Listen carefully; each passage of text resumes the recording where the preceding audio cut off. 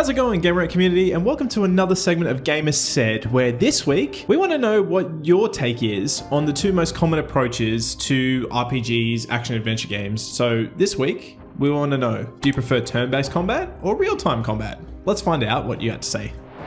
Michael's going to get us kicked off. Playing with human, I prefer real-time combat, flex. Against AI, progress in turn-based is more reasonable for me, huge smiley face. You raise a good point there, my animated friends. Playing with a human does make sense to want more real-time combat, and I think also there's less susceptibility for the AI to do something out of character. So I think sometimes you'll find some games, if the AI isn't quite fine-tuned for that real-time combat, it might make some really silly decisions or be really slow with attacking or like terrible defensively. At least with the turn-based combat, there's a little more strategy involved. So I guess the programming side of things, I'm not going to pretend to be a tech head, but the programming side of things, it's kind of easier for them to strategize in turn-based combat than it is in real time where they have to sort of be more reactive. Definitely makes sense. Against a human, I can definitely see the appeal to that.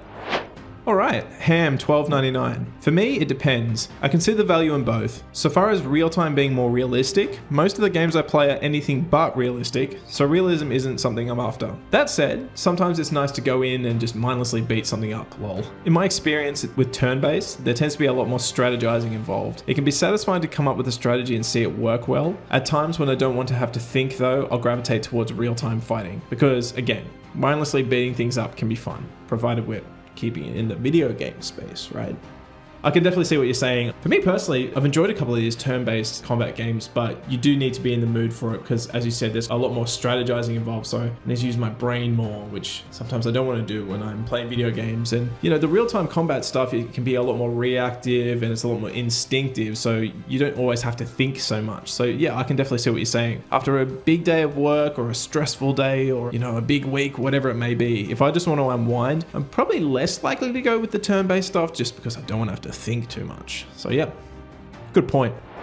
I'm going to partner you up, Deborah, with Alexander because you both dropped the names of games that have really put turn-based combat on notice. So Deborah, you said real-time you prefer. I never liked turn-based with one exception. I do like the Baldur's Gate game. For the most part, I prefer jumping in the action. And then Alexander, you had a very similar thought. I used to prefer real-time generally, but then Exhibition 33 came along. I don't know, it depends on the game. XCOM was good, Final Fantasy 7 and Final Fantasy 10. You both raised good points that sometimes it just depends on the game as well, because there are plenty of turn-based combat games out there that may not necessarily do it well, and then there's plenty of real-time combat games that may not really nail it on the head. And no matter which game you pick up, on which side of the combat spectrum you're on, if it's not done well, then you're not going to enjoy it. But then you have games like Baldur's Gate 3, Game of the Year. You have Exhibition 33 came out this year, probably going to be a contender for Game of the Year. And then you have that iconic franchise in Persona. A lot of people keep coming back to that because of the great storytelling, but also a core component of it is its turn-based combat. So while turn-based is less prevalent, especially in like the Western countries, in the Western gaming culture, the ones that do it well will draw you in. And that's what we've seen with stuff like Baldur's Gate and Exhibition 33. So I can see what you guys are saying for sure. It depends on the game, but the games that do it well, they'll really hook you in, whether it be real-time or turn-based combat. I want to cap this one off with a spicy opinion. Happy Rodent said, absolutely real-time combat. I will not buy a game if it's turn-based. My case in point, Exhibition 33 looks fantastic and I've heard nothing but positives, but I played it on Game Pass and turned it off after the prelude. The whole turn-based theme completely takes me out of the fantasy of the game. Final Fantasy, Dungeons & Dragons, even Super Mario RPG, all garbage to me because of turn-based playing. Ooh, that's a big statement to make. I'm going to let you have your opinion. But one thing I do want to point out here is I personally will go more towards real-time combat stuff because of the general flow of the storytelling and stuff, and there's less starting and stopping. Whereas in turn-based, even with Clair Obscur, I'm really enjoying it. I haven't finished it yet, but I'm really enjoying it. But I do find it a little bit start and stop when you're exploring, and there's not a whole lot to do with the exploring. Obviously, you've got your collectibles and stuff, but then you get to your combat and then it's like, stop, do the combat. Okay, now you can go back to exploring. Whereas with real time, it's kind of like, okay, I see an enemy nearby. Okay, as I'm sort of progressing through here, I'm just going to dispatch them and then I'm going to keep going. There's a better flow to it, I feel. I wouldn't say Final Fantasy or Dungeons & Dragons is garbage, but I mean, each to their own.